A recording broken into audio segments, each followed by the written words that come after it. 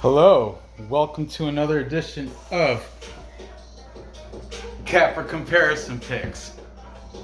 I'm Ranj. Today I will be giving you the Capper Comparison Picks for UFC Vegas 36 early prelim fights. Well, most of them are early prelim, but they're all prelim fights.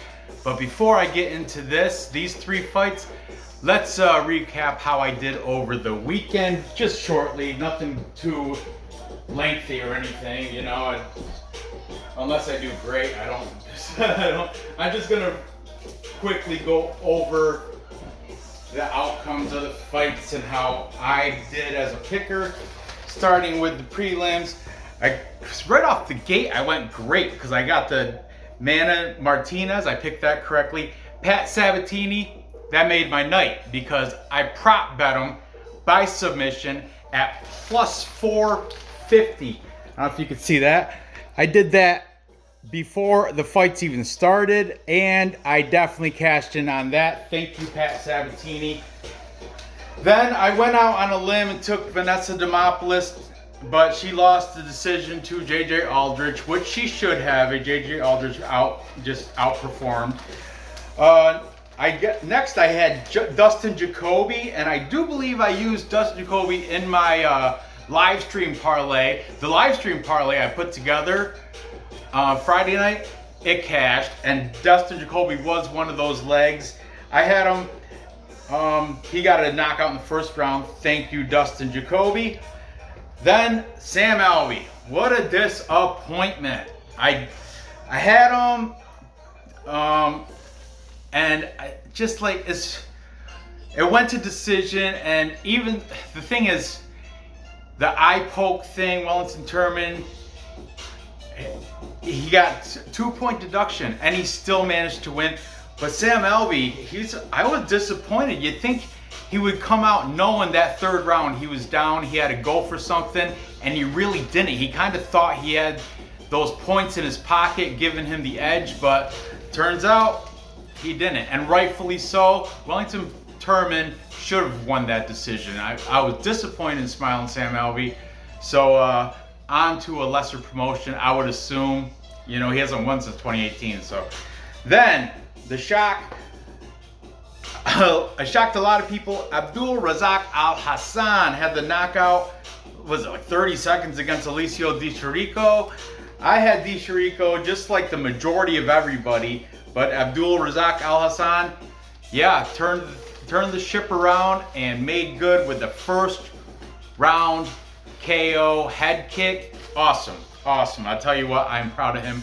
But I'm even more proud of Gerald Meerschaert. I went and took a hedge bet on Gerald Meerschaert at plus 450. On Tapology, I did pick the favorite, Makhmud Muradov, but I'm glad I hedge bet. I didn't place a bet on Muradov because he was a -6 something. But I did hedge bet Gerald Meerschaert. That came through for me, but it didn't on my pick, so wrong pick is a wrong pick.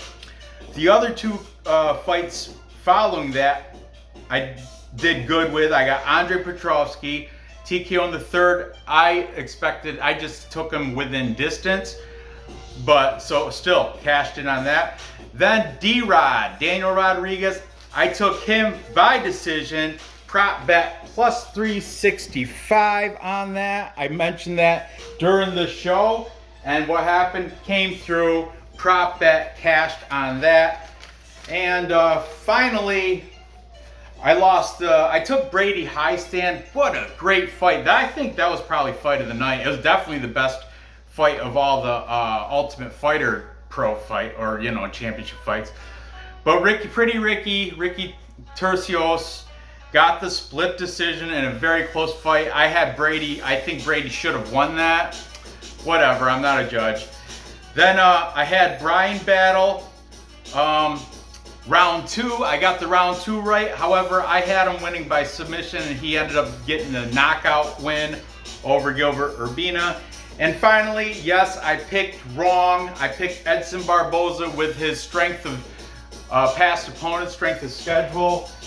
But obviously, Giga, it didn't matter to him. He got the knockout in round 3, earning my respect for Giga Chikadze, which I did respect him anyway. I just thought Edson Barboza would have come out being the better fighter. I was wrong. So overall, I went 6-6. You know, I split the card. However, with my prop bets with Sabatini and D-Rod hitting the props, I did make out plus money. Definitely come out in the green.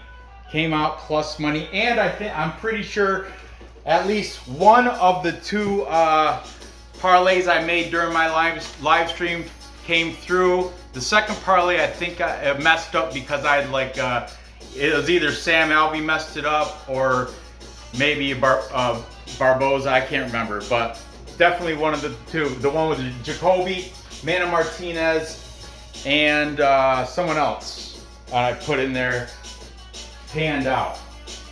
I forget the last person. I think it was Petrovsky or something. I don't know. Anyway, let's get on with this card. The curtain jerker. I don't think it's still. Curtain jerker is this, but I'm going to start down here. The order did get mixed up a little bit because there were some changes. You know, Sergey Spivak slid into the co-main event. And the fight between Ariana Lipsky and Mindy Bohm, whoever, that got rescheduled till next weekend. So I already did my paperwork. I did my research prior to the order change. So I'm going with this. I'm starting with this fight between Jack Shore, the Tank, and Liudvik Sholinian, Palmeiros. Is that a G or a Y? I don't know. I think it's a Palmeiros. I don't know. Well, that's his nickname. We're just gonna call him Liudvik Sholinian. Okay, let's talk about everybody likes Jack Shore. Jack Shore. That's a local car, and his name is Jack Byrne. But I don't know. Every time I see Jack Shore's name, I think of that song. But anyway, bantamweight fight. Jack Shore comes in with a undefeated record, 14-0. A big favorite, -455. I didn't check for certain, but I think it might be the widest line on the card. Just give me a second. I have not Tapology, but I've bet online on my laptop. Let me just take a quick peek and see for sure. I just want to just see. Okay, yeah, the -500 now he is. Jack Shore. It even moved up a little. He is definitely the biggest favorite on the card. Now on Bet Online, -500. -500.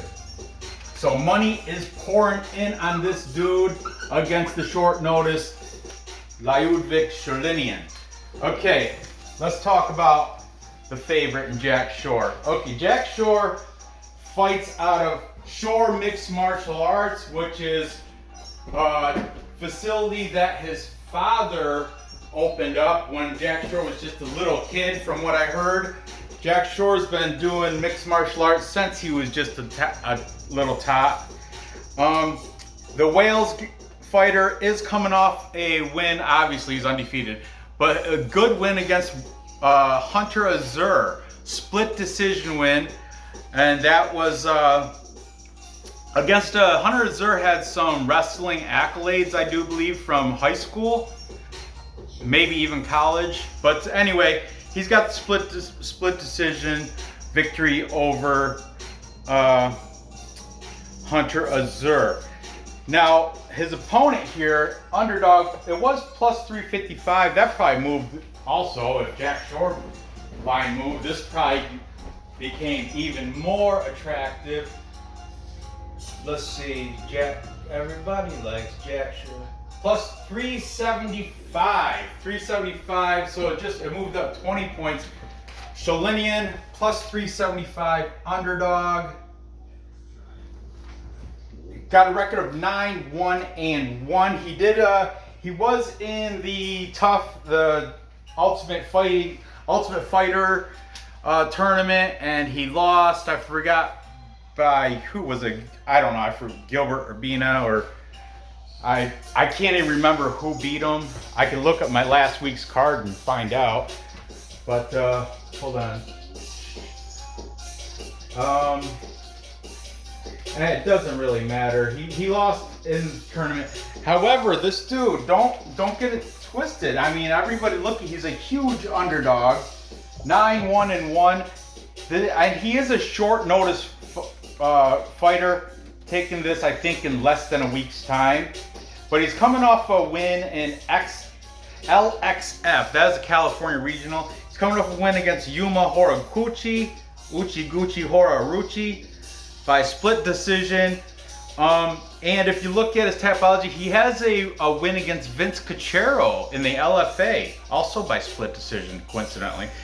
The Armenian, now transplanted to Ukraine, when he was a little kid, grew up there, has a 2-inch height advantage. Jack Shore's reach was not mentioned, so we don't know if he has an advantage there. And he was on the Ukrainian national wrestling team. Key fact that only I think only a couple of the cappers that I watched so far mentioned that. I think the Fight Night Pick brothers. Yeah, I want to see the sticker. Fight Night Picks. Those guys had mentioned that he was on the Ukrainian national wrestling team. So Jack Shore, also a good wrestler. So the wrestling, it's going to be kind of wrestler versus wrestler, but they both can stand up and bang too. So this is going to be more interesting than people are taking it. But regardless, let's see what these cappers have to say. Starting with, since I mentioned them alright, Fight Night Picks brothers, Matt and Craig Allen, both are taking Jack Shore. Craig is saying by decision. Matt didn't say, he's just saying he's going with Shore. And then we've got Perfect Parlay Pursuit. This is Triple P certified, as you would expect. Everybody taking the heavy favorite in Jack Shore. Everybody likes Jack Shore. Stat Diggers. Both Wheezy and DFS by the numbers. Brady. Wheezy and Brady both taking Jack Shore. Wheezy's saying by decision. Brady's saying by a third round finish. Interesting. It's your boy. Who is it, Nor? eBay. That's right. It's your boy, eBay's. Also taking Jack Shore by decision. And finally, we've got, wrapping it all up, real quick picks. My boy Mitch from either Australia or New Zealand. I want to say Australia. Mitch is also taking Jack Shore, making this a full capper consensus. And a full capper consensus is what, Nora? Tell the camera what the full capper consensus is. It's when all the handicappers pick one side. That's right.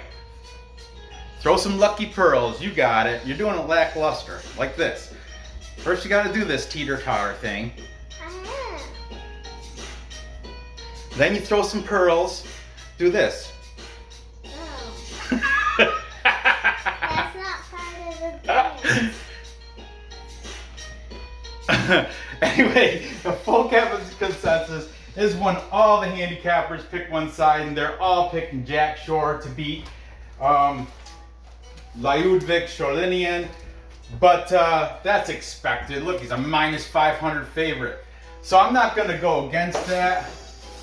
However, I'm going to prop it out to make it plus money, which I already did, just because I saw how big of a favorite he was. So I propped it out. Jack Shore by decision.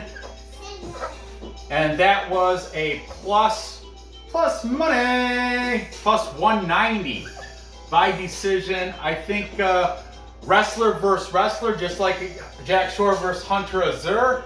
Wrestler versus wrestler. They're just going to do a lot of rolling around on the mat. He's going to win by control time. And I think it's going to go to decision where he's going to edge out the wrestling. You remember, Ukrainian national wrestling team. Jack Shore, also a great wrestler. It'll go to decision, plus 190. That's my bet, and I'm sticking to it. Moving on. Next, we've got catchweight fight. Yeah, not featherweight. Catchweight fight. 150 pounds catchweight fight between Charles Air Jourdain. I see what you did there, Charles. Air Jourdain taking on Juicy J, Julian Erosa. This is going to be an interesting fight. I'm still not confident with this, but let's see. Charles Jourdain is the favorite, minus 200 favorite as of recently, I just checked on Bet Online. Hopefully that didn't change, but he's got a record of 11 wins, only 3 losses, and 1 draw or no contest. I don't know what that was. His most recent fight is a win against Marcela Rojo. He knocked him out TKO in the round 3, and that was just in March of 2021, last year. The BJJ black belt Jourdain fights out of Academia Pro Star MMA. That is in Canada. I want to say Quebec. Yeah, Quebec, Canada, I'm pretty sure. And he's taking on Juicy J. Juicy J, the older fighter. Jourdain's 25. Juicy J is 32. Man, I gotta, hold on a second. I'm gonna press pause. I have to go check the height and Julian Erosa, Juicy J does have a 4-inch height and 5.5-inch reach advantage over Air Jourdain. That's something to keep in mind. However, he has got the age disadvantage being 7 years older, but still 32, not bad for catch weight, 150 pounds. Not bad for 150, still, you could argue that's still within the prime. He fights out of Yakima MMA, that's in Washington State, not DC. He's coming off a loss against Youngwoo Choi, ground and pound, round 1. Not a good look for Julian Erosa. But you got to consider he does have that height and reach advantage. Let's see what these cappers have to say about this interesting fight. Okay, taking Charles Jourdain, we've got, let's triple P certify this. We got all the boys from Perfect Parlay Pursuit, all taking, that's certified, all taking Air Jourdain on this pick against Juicy J. Then jumping over from it's your boy eBay's. He's on Juicy J. He thinks Juicy J is gonna get the decision, taking the underdog. I like it. I like it a lot. The Matt and Craig Fight Night Pick Brothers, both the Allen brothers are taking Air Jourdain here. Then we've got real quick picks. Mitch is taking Julian Erosa. And finally, the Stat Diggers, Wheezy and DFS Brady are both taking Air Jourdain, and they're both saying knockout for Jourdain. So Stat Diggers are saying KO for the 11-3-1 fighter out of Canada, Air Jourdain. I too, I like Juicy J, don't get me wrong. I like that he's got the height and reach advantage. However, I'm gonna have to go with, look, he's nearing that double-digit loss area. He has been knocked out before on a few occasions. Of those 9 losses, I wanna say over half of them are by knockout. So, or TKO, KO, ground and pounds, all sorts of, yeah, it's his Tapology's peppered with knockout losses. That's why I'm gonna take Jourdain here. And I think he's going to get it done by TKO knockout, which I checked the prop. It pays plus money, a plus 145 for a TKO KO for Jourdain. There you go. That's my pick. That's my new thing. If I'm taking the favorite, unless I'm doing my pick by the fly, if I'm taking the favorite, I'm gonna try to find that plus money prop to get you to, because my subscribers, my loyal fans are calling themselves the plus money junkies. The t-shirt's available. Just to go to Teesprings, there's a link on my channel description. Anyway. Finally, moving on to the curtain jerker. I know, backwards, but you know what? I wanted to get this stupid, the high chalky fight out of the way so I can come to this one, which is a very close fight here. Very close in the capper picks. We've got the favorite in Jonathan Dragon Martinez taking on Marcelo Pitbull Rojo. Now, the Dragon is the favorite, minus 170 according to Bet Online as of just before I started filming this. He's got a record of 13 and only 4 losses. Most recent loss is to his last fight against Davy Grant by an overhand left in round 2. Not a good look. Davy Grant, I would say, mediocre fighter for the bantamweight weight division. I mean, I had picked Jonathan Martinez for that. I'm salty because he took the L. He took that second-hand knockout by Davy Grant. Anyway, he's taking on he's fighting. He used to fight out of Liudvik, Texas, out of Different Breed MMA, but he has since moved to Factory X. That's over in Colorado, with coaching from Mark Montoyo, right? That's the guy, I believe so. So he switched schools. Hopefully he's got some little better coaching. His opponent, Marcela Rojo, coming off his last loss to Jourdain. He got TKO'd in round 3. He is the plus 145 favorite. They have these guys are the same height. Rojo does have a 1.5 inch reach advantage, which is nothing, but in the game of inches, it's really not the game of inches, but some people like to say that, which I don't know why, but he does have a 1.5 inch reach advantage. He fights out of the Entram gym, training partners such as Brandon Moreno and Alejandro Perez, who is fighting in a UFC fight night in October against Johnny Eduardo. But anyway, Entram Gym, that is in the Baja California, Mexico area. I'm not sure if it's Mexico or California, but it's in that Baja Cali. Marcelo Rojo is coming down from 145 to fight. This is a bantamweight fight. So he's coming down from featherweight. Keep that in mind. He's going to probably be the bigger guy. And I noticed he's got a new neck tattoo, which his last fight he didn't have. Now on Tapology, or I was a Tapology or something, I saw he's got Wild tattooed right across his neck right here, which if you look at his fight against Jourdain, he did not have that. Or he might have had it during the fight, but he didn't have that leading up to the fight because his old Tapology picture is minus that neck tattoo.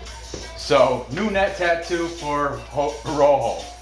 Okay, let's see what these cappers have to say on this one, starting out with the favorite in Jonathan Martinez.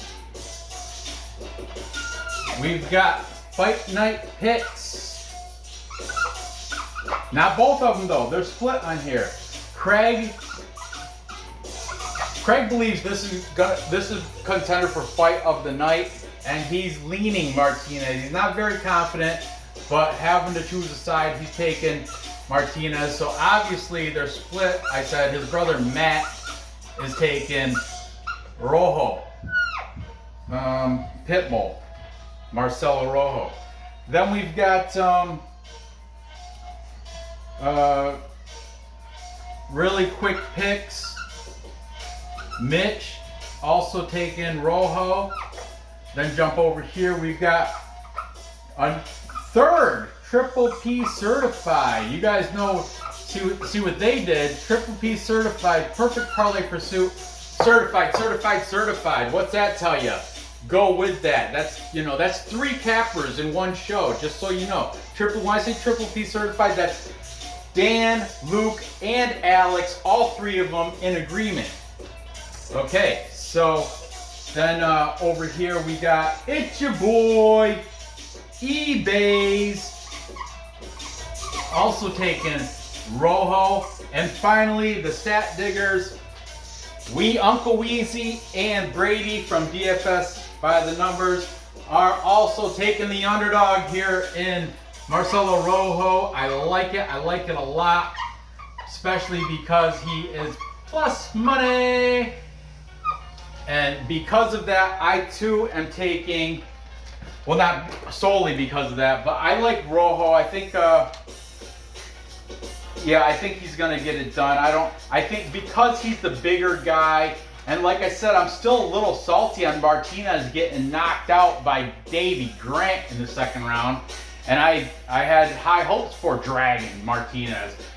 But plus money, that's leading me to take, plus got the majority of the cappers. Well, not really, we've got 3 here. 4 to 1, 2, 3, 4. It's really kind of tied, but with my pick, Rojo, I did not check the prop on this because he's already plus money, but I think he's gonna get it done. If Martinez can get caught by Davey Grant in a second, I think Rojo will catch him too with the new neck tattoo. I think I'm gonna say within distance for that. I did not find out the price for that, but that's my play there. So to recap.